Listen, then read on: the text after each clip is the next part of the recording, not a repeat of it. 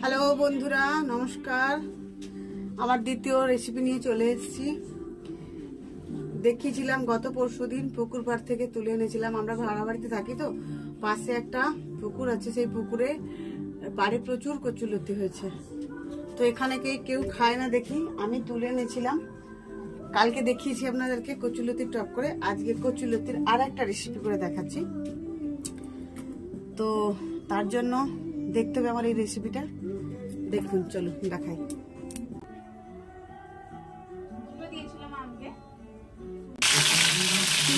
ভালো করে ভেজে নেব।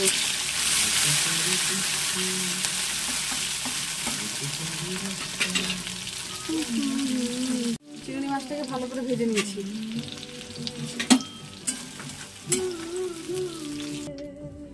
শুকনো লঙ্কা ফোড়ন দিয়ে দিলাম, জিরে একটু দিয়ে দিলাম, পেঁয়াজ কুচি দিয়ে দিলাম,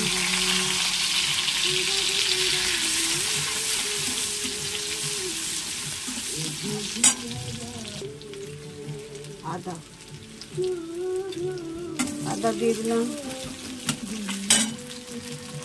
টমেটো কুচি দিয়ে দিলাম,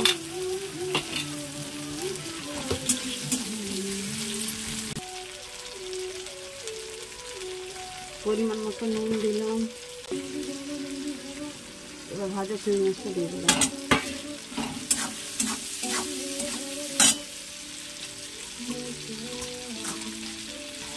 এবার সবজিটা দিয়ে দিলাম।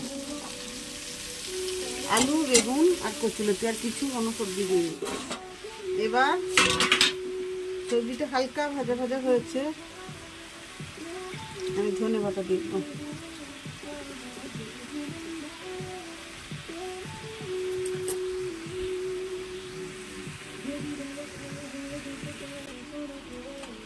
সবজিটাকে ভালো করে ভেজে নিলে এই যে কচুলতি অনেক সময় চুলকায়, কিন্তু এটা চুলকাবে না ভালো করে ভেজে নিলে।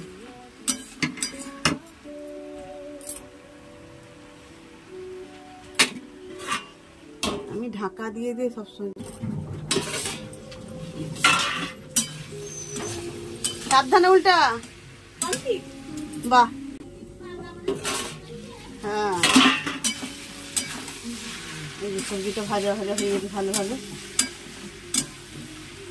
এবার এই অল্প করে কালো সরিষা একটু বেটে রেখেছি, দিয়ে দিলাম। জল একটু দেব না দিলে। কর্তামশাই বলছে যে তাড়াতাড়ি রান্না করো, খেয়ে ডিউটি যাব, ওই জন্য তাড়াহুড়ো। রান্নাটা কমপ্লিট হয়ে গেছে। তোর গান শুনতে শুনতে তুইও গান চালিয়েছিস, আমারও মন কি হয়ে গেছে, রান্নাও হয়ে গেছে। বাবা একটু টেস্ট করে দেখবি নুন হয়েছে নাকি, একটু নুন হয়েছে নাকি দেখো না, দেখ একটু নুনটা ঠিক হয়েছে নাকি। বাবা কিরকম হয়েছে বল, একটু খেয়ে বল রে কিরকম হয়েছে, সবাই শুনুক। আমার মেয়ে টেস্ট যদি করে বলে ভালো হয়েছে তাহলে ভালো হয়েছে, কারণ মেয়ে সুন্দর টেস্ট করে ভালো। নুন রান্নাটা বেশ টেস্ট করে, কোনো কিছু বুঝতেই পারে না, বললো মামা আমি বুঝতেই পারছি না।